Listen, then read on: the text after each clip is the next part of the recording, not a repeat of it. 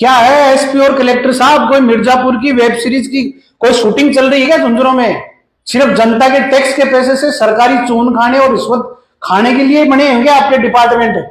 फलाना भाई साहब जमानत पे मिले तो लड़के डीजे पे गाने बजा रहे हैं कि तेरा यार जमानत पे आया, जज के पसीने आ जाएंगे, पीतल भर देंगे, सिस्टम पाड़ देंगे। नए नए छोरे हाथों में मोबाइल लेके सरेआम वारदात करके और इंस्टाग्राम पे अपनी वो ले रहे हैं कि जिम्मेदारी ले रहे हैं। और उनके घरों की हालत ये है कि उनके माँ बाप सर्दी में हाथ गला के फसल पैदा कर रहे हैं, उनके लिए पैसे कमा रहे हैं, लेकिन बेटा किस्तों पर ली हुई कैंपर से रील बना रहा है। हमारे जिले और हमारे इलाके के नेता जो समाज सेवी बने हुए हैं, जो एमएलए बने हुए हैं, वो इन बदमाशों से माला डलवाते हैं, उनके साथ में घूमते हैं, उनकी गाड़ियां उनके आगे पीछे घूमती हैं। अरे जो देश की सेवा के लिए जो वहां बॉर्डर पे बैठे हैं उनको, और जो हमारे मारवाड़ी भाई जो बाहर कमा रहे हैं इस जिले के लिए, अरे उनके गांव वालों को, उनके घर वालों को पुलिस प्रशासन और नेता सुरक्षा नहीं दे सकते, तो वो किस आस में वहां बैठे हैं। और मैं तो नौजवानों को भैया साथ आपको यही सलाह दे रहा हूं, 4 दिन की चांदनी बाकी अंधेरी रात, जवानी की फटफड़ाहट में कोई गलत काम हो जाएगा ना, चक्की बीसनी पड़ेगी। नमस्कार साथियों, बहुत ही सीरियस मुद्दे पे आज आपके बीच में लाइव आया हूं। जिले के जो हालात बद से बदतर हो रहे हैं, प्रशासन जो हाथ पे हाथ धरे बैठा है, उनके लिए ये लाइव आया हूं। वीडियो को शेयर करना साथियों। गुड्डागोड़ जी जैसा गांव आज शिक्षा नगरी में सिरमौर बन गया, उसके पीछे जितनी अथक कोशिश, प्रयास, और जो हमारे जो किसानों के बेटों ने जो प्रयास करके आज जो एक मंजिल पे खड़ा किया गुड्डागोड़ जी को, उसको पुलिस और नेताओं के योगदान से क्रिमिनल नगरी बना दिया गया है। खुलेआम घरों में फायरिंग हो रही है, रात को 2:30 बजे फायरिंग होती है, 100 नंबर पे कॉल करते हैं, 1.5 घंटे बाद में पुलिस पहुंचती है। खुलेआम गाटर लगी हुई कैंपर गाड़ियां, काले शीशों की गाड़ियां हर तहसील हेडक्वार्टर पे घूम रही है। काफी दिनों से चुप था, लेकिन अपराध ने अपनी सीमा लांघ दी। कोई नहीं बोल रहा इसको लेके। एक समय था जब पुलिस वाले किसी के घर पे पानी पीने भी आ जाया करते थे तो गांव वाले उस घर से दूरी बना लिया करते थे। और आज ऐसा समय आ गया कि किसी समाज का कोई भाई जी, फलाना भाई साहब जमानत पे मिले तो लड़के डीजे पे गाने बजा रहे हैं कि तेरा यार जमानत पे आया, जज के पसीने आ जाएंगे, पीतल भर देंगे, सिस्टम पाड़ देंगे, ऐसे स्टेटस लगाते हैं इंस्टा पे, और लोग उन पे अपने दिल और इमोजी भेज रहे हैं। ये सारा का सारा मोबाइल और जो रील वाला जो सिस्टम चला ना, इससे पूरा का पूरा समाज का ताना बाना खत्म हो गया।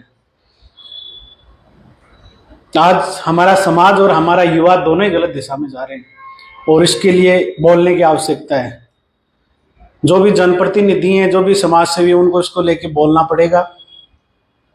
अरे एक जमाना वो भी था जब किसी के घर में किसी के बीड़ी का, गुटखा, बोतल का ढक्कन मिल जाए तो लोग बातें बनाया करते थे, और आज जमाना ऐसे आ गया कि घरों के अंदर 25-30 कारतूसों के खोल, रात को बरसात हो रही है खोलोगी, और कोई समाज और कोई गांव उसमें नहीं बोल रहा। 3 दिन से देख रहा हूं कोई इसमें नहीं बोला। समाज के अंदर बहुत बड़ा खोखलापन आ गया है। हम लोग अपने विचारधारा को, अपने सामाजिक ताने बाने को छोड़ के हम लोग ग्रुप्स में बट गए, ग्रुपों के अंदर, और यहाँ से समाज का पतन साफ दिख रहा है।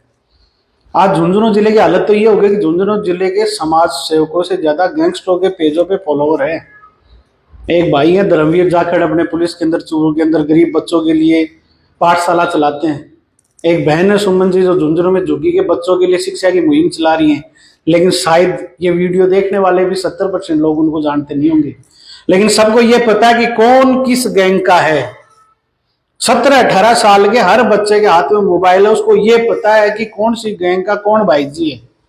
नए नए छोरे हाथों में मोबाइल लेके सरेआम वारदात करके और इंस्टाग्राम पे अपनी वो ले रहे हैं कि जिम्मेदारी ले रहे हैं। हर नौजवान गैंगस्टर लाइफ स्टाइल को गलंबर की जिंदगी मान रहा है, उनसे प्रभावित हो रहे हैं। हमारे छोटे बच्चे, 10वीं-12वीं के बच्चे भी उनसे प्रभावित हो रहे हैं, उनसे जुड़ रहे हैं, उनको फॉलो कर रहे हैं। और हद तो ये है कि बोझ ढोने वाली पिकअप गाड़ियां, कैंपर गाड़ियां, वो बदमाशी का दूसरा सबसे बड़ा शेखावाटी नहीं, पूरे मरु प्रदेश में पर्याय बन गया। और उन कैंपर गाड़ियों को लेके ऐसे घूमते हैं जैसे कोई AK-47 लेके बॉर्डर पे, भारत पाकिस्तान चाइना बॉर्डर पे लड़ाई लड़ने के लिए उनके आठे मंडा रहे हो। और उनके घरों की हालत ये है कि उनके माँ बाप सर्दी में हाथ गला के फसल पैदा कर रहे हैं, उनके लिए पैसे कमा रहे हैं, लेकिन बेटा किस्तों पर ली हुई कैंपर से रील बना रहा है। और ताज्जुब की बात तो ये होती है कि 15-16 साल के लड़के एक दूसरे को ज्ञान दे रहे हैं कि मेरे भाई मैंने तो यूएसडीटी से कमा लिया, तू भी यूएसडीटी से 2 रुपए कमा ले, खेल के आईडी ले ले, आईपीएल में तू तेरा काम करवा देंगे, खाते ले ले खुले आम। हर गांव में 200-250 बच्चों के खाते रेंट पे चल रहे हैं, उनके अलग से मुकदमा लग रहा है साइबर का। लगातार छोटे छोटे किस्मों में जमीनों पे कब्जे हो रहे हैं, लोगों के साथ में लूटपाट हो रही है, धमकियां मिल रही है, आम आदमी का जीना दुश्वार हो गया। और सबसे बड़ी हद की बात तो तब होती है जब हमारे जिले और हमारे इलाके के नेता जो समाज सेवी बने हुए हैं, जो एमएलए बने हुए हैं, वो इन बदमाशों से माला डलवाते हैं, उनके साथ में घूमते हैं, उनकी गाड़ियां उनके आगे पीछे घूमती हैं। और पुलिस है वो तो हमारी आराम से हाथ फैलाए बैठी है, हाथ बांध के। गिरफ्तारी के आश्वासन के अलावा प्रशासन कुछ नहीं कर रहा। चिड़ा वाली घटना के अंदर जब बाजार बंद हुआ तब जाके कोई 2-4 ये अरेस्ट हुए हैं। अरे पुलिस का मुखबिर तंत्र कहां चला गया? इन बदमाशों का नेटवर्क का अंदाजा होते हुए भी पुलिस वाले पेट खुला के गुलसरे उड़ा रहे। अरे जिले में एसपी साहब, डिप्टी साहब दफ्तरों में मौज ही काट रहे हो गया? तुम्हारा फिक्स कट तो तुम्हें पास में मिल रहा है, लेकिन जनता की सुरक्षा तो करो। हद तो यह कि पुलिस वाले को यह भी नहीं पता कि जिले में कितने अवैध हथियार हैं, किसके पास कितने हथियार हैं, कौन सी गैंग का कहां पे मूवमेंट है। ना तो कोई बदमाशों की मॉनिटरिंग हो रही, ना ही रात को कोई नाकाबंदी हो रही, ना गाड़ियों की कोई चेकिंग हो रही। खुले आम धड़ल्ले से सब कुछ हो रहा है। राजस्थान में आईपीएल के सट्टे में झुंझुनू जिला सबसे आगे आ गया, अवैध हथियारों की तस्करी में, सबसे ज्यादा हथियारों में। और सबसे बड़ी ताज्जुब की बात साथियों आपको बताऊं, नशे में जो गांजा तो था ही था, चिट्टा और स्मेक भी, जिससे पंजाब, हनुमानगढ़, गंगानगर, हरियाणा बर्बाद हो गया, वो हमारे हर तहसील में आ गया, लेकिन पुलिस की आज तक कोई कार्रवाई नहीं देखी। अरे सीमावर्ती हरियाणा बॉर्डर का जिला है, सीमावर्ती जिलों में तो पुलिस को अधिक चौकस और सतर्क होना चाहिए, लेकिन इसके हालात सब कुछ विपरीत है। एक गोली चलने का मतलब है कि एक जान और एक जीवन खतरा में। 25-30 गोलियां चल गई, आम बात हो रही है। घरों में घुस के फायरिंग, बाजार में फायरिंग, रंगदारी के लिए डेली हर तहसील में फोन, इंस्टाग्राम से खुलेआम धमकी, गाड़ी चढ़ाकर हत्या करना, हाथ पैर तोड़ना। क्या है एसपी और कलेक्टर साहब, कोई मिर्जापुर की वेब सीरीज की कोई शूटिंग चल रही है क्या झुंझुनू में? जिस झुंझुनू के अखबार के फ्रंट पेज पे सेना के जवानी के बहादुरी के किस्से आते थे, शेखावाटी के मारवाड़ी बिजनेसों के आर्टिकल आते थे, बड़े बड़े सामाजिक कार्यक्रम और समाज में बदलाव के लिए जो खबरें आती थी, उसकी जगह डेली हत्या, लूट, गैंगवार, गोलीकांड, धमकी, ऐसी खबरें आ रही हैं। इतने थाने, चौकी, मुखबिर का नेटवर्क, आईबी, सीआईडी, स्पेशल टीमें किस लिए बना रखी हैं? सिर्फ जनता के टैक्स के पैसे से सरकारी चून खाने और रिश्वत खाने के लिए बने होंगे आपके डिपार्टमेंट। यदि प्रशासन ऐसे ही चुपचाप बैठा रहा तो थोड़े सालों में झुंझुनू, नौलगढ़, गुड्डा, खेतड़ी, चिड़ावा, सूरजगढ़, सारे के सारे कस्बे अपराध के गढ़ बन जाएंगे। और वो दिन दूर नहीं है जब ये शांतिपूर्ण जिला, जिसकी पहचान देश की सर्वाधिक शहीद देने वाली थी, वो सर्वाधिक गैंगस्टर वाले जिले से नाम से नहीं जाना जाएगा। पुलिस कर क्या रही है? कोई बड़ी कार्रवाई तो करो। नहीं बस की बात है तो ट्रांसफर करवा लो। इस जिले में क्यों बैठे हो आप लोग? कितनी शर्म की बात है कि जिले में आम आदमी सुरक्षित महसूस नहीं कर रहा। और मैं तो नौजवानों को भैया साथ आपको ये सलाह दे रहा हूं, 4 दिन की चांदनी, बाकी अंधेरी रात। जवानी की फटफड़ाहट में कोई गलत काम हो जाएगा ना, चक्की बीसनी पड़ेगी। उम्र बीतने के बाद में सिर्फ अफसोस के अलावा कुछ नहीं बचेगा। अरे हमें फक्र होना चाहिए, हम शेखावाटी में पैदा हुए, जहां तीनों टाइम पे हमें अच्छा खाना, अच्छी शिक्षा, स्वस्थ माहौल हमें बना। कुछ बनने के लिए किसी गरीब राज्य या कोई अफ्रीका जैसे भूखमरी वाले देश या राज्यों में पैदा होते तो पेट के लिए बदमाशी करते हुए भी जायज लगते। बिना मतलब के फूफा के चक्कर में जिंदगी भर फोड़े पड़ जाएंगे। माँ बाप को किसी आस में तुम लोगों को बड़ा किया है। अरे तुम लोग कायदा ये कि जिले और समाज में ऐसा माहौल दो कि हमारे नए बच्चे आईएएस, आरएएस, कोई बिजनेसमैन बने, बहन बेटी रात को घर से बाहर निकले तो सुरक्षित महसूस करे। आज जिले के अंदर हर व्यापारी 6:30 बजे बाद में खुद को सुरक्षित महसूस नहीं कर रहा।